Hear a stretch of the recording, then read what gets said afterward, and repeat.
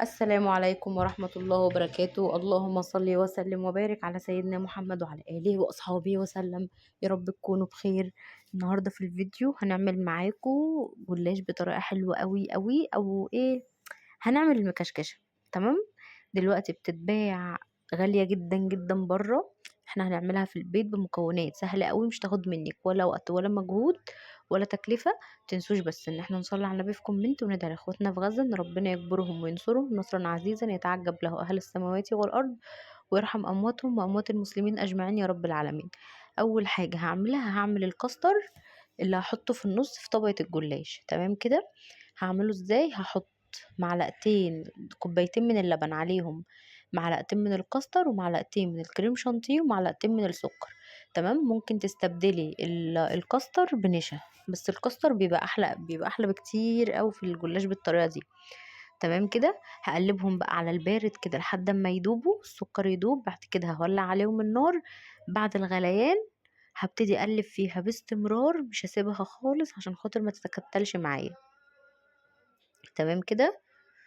هفضل اقلب فيها كده باستمرار عشان خاطر ما تتكتلش.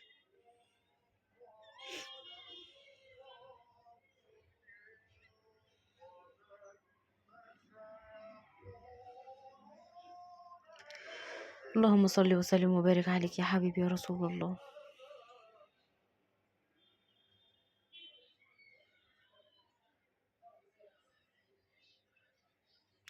اول ما يوصل بقى للقوام ده كده هطفي عليه عشان خاطر لما يبرد هيتقل اكتر من كده. تمام. انا مش عايزاه يبقى تقيل اوي، انا عايزاه يبقى كريمي.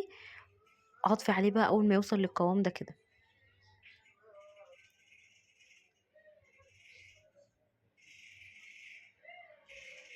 هعمل بقى الشربات بتاعه قبل ما اعمل الخطوة التانية وابتدي اطبق الجلاش على بعض وهعمل الشربات. الشربات هعمله ايه؟ انا هزود شوية بس. هو الشربات بتاعه كوبايتين سكر عليهم كوبايتين مية وعصرة ليمونة. بعد الغليان هرفعهم على النار بعد الغليان 10 دقايق واطفي عليهم. تمام كده. ده الشربات اللي هو الوسط، وهو الجلاش بيبقى الشربات بتاعه وسط. اديله بقى عصرة ليمونة كده وهرفعه على النار بعد الغليان 10 دقايق وهطفي عليه. هدي الصينية بقى بتاعتي دهنة حلوة كده من السمنة.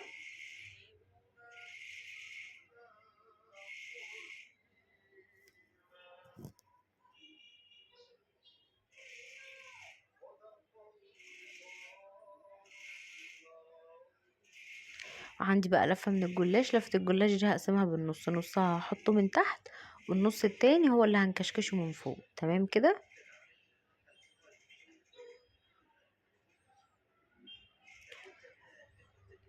هظبط بقى لفة الجلاش بتاعتي على مقاس الصينية كده بالظبط، عشان خاطر ما تبقاش فيها زيادات كتير. هسيب لها بس زيادة سنة بسيطة عشان خاطر ما تطلعش الكريمة معايا من بره، لكن الباقي هنخليه بقى هنعمل بيه حاجة تانية في مرة تانية.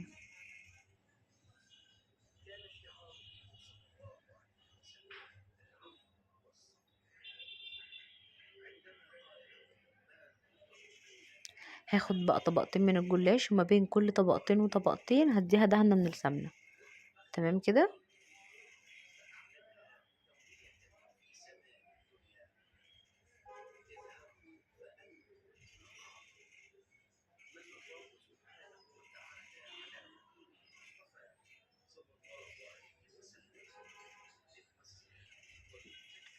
هنزل بقى دلوقتي بالكريمة بتاعتي او الكاستر بتاعي في نص الصينية كده، وباقي كمية الجلاش هكشكشها بقى من فوق كده وهحطها عليه. وهنكشكشها بطريقة سهلة قوي قوي قوي، زي المروحة اللي احنا كنا بنعملها زمان واحنا صغيرين. هنعملها زيها دلوقتي.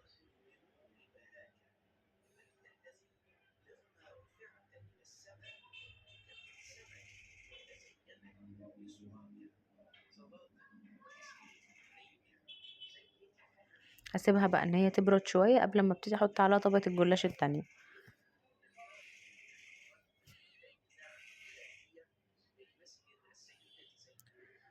هجيب بقى نص لفة الجلاش التانية. لفة الجلاش دي كانت نص كيلو، اخدت نصها من تحت والنص التاني هو من فوق. هبتدي دلوقتي ان انا اخد طبق واحدة واحدة كده من الجلاش، وهبتدي دلوقتي ان انا كشكشها بالطريقة اللي انتوا هتشوفوها دي. طريقتين، في طريقة اللي هي دي، يعني الطريقة دي سهلة قوي قوي قوي بالنسبة لي، يعني بتاخدش مني وقت خالص. هبتدي بقى ان ارصها كده في الصينيه على وش الكاستر اللي احنا عملناه.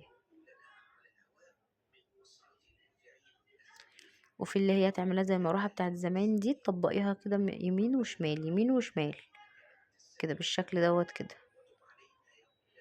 الطريقه الاسهل معاكي واللي مريحاكي تقدري ان انت تعملي بيها. معاكي الطريقه دي ومعاكي الطريقه اللي هي التانية اللي انت بتبداي ان انت تلمي فيها كده على طول بالشكل دوت. يعني انا الطريقه دي بالنسبه لي اسهل بكتير قوي، بلمها كده على طول فبتاخدش مني اي وقت.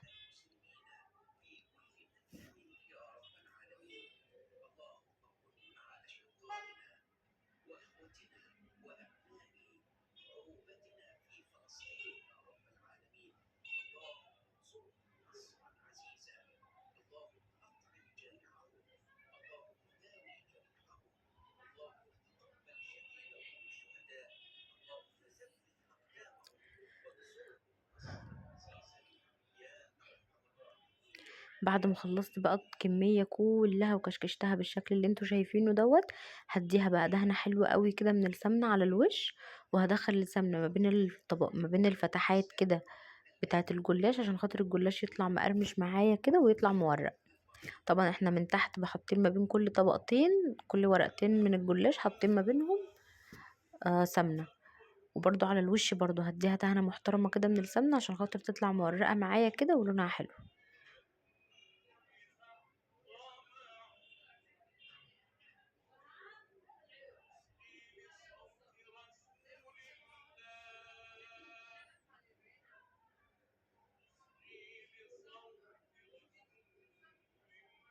هدخلها بقى الفرن على درجة حرارة 180 200، يعني على الرف اللي فوق الصاجة على طول. الفرن تكون سخنة. قعدت معايا في الفرن بالظبط تلت ساعة وخرجتها بالشكل اللي انتوا شايفينه دوت. لونها خطير وشكلها خطير وريحتها كانت قلبة الدنيا. هسقيها بقى بالشربات. الشربات دوت انا عملته وسبته ان هو يبرد. عايزاها تبقى كريسبي كده، تبقى لا ناشفة قوي ولا طرية قوي، احط الشربات يكون بارد والجلاش يكون سخن. عايزاها طرية قوي يبقى الجلاش سخن والشربات سخن. عايزاها تكون ناشفه قوي يبقوا الاتنين باردين. تمام كده. هبتدي دلوقتي بقى ان انا اقطعها. تقدري ان انت ممكن تحطي فيها لبن، هما بيقدموها بكميه لبن حلوه كده، بيحطوها في علبه ولا في طبق وبيغرقوها لبن.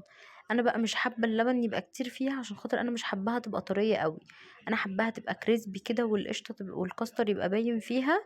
انا مش عارفه ليه مستمره ان هي قشطه بس ده كاستر والله. فايه انا حابه الكاستر كده يبقى باين فيها، وحابه طبقات الجلاش كده تبقى مقرمشه ما تبقاش طريه قوي. عشان كده مش هسقيها لبن. لكن انت حابه ان انت تسقيها لبن اسقيها لبن، مفيش اي مشكله. واديها بقى رشه من الفستق كده او السوداني المجروش، اي رشه كده من اي مكسرات عندك. ممكن جوز هند بس وتستكفي بيه، ممكن ما تحطيش عليها اي حاجه وتسيبيها كده.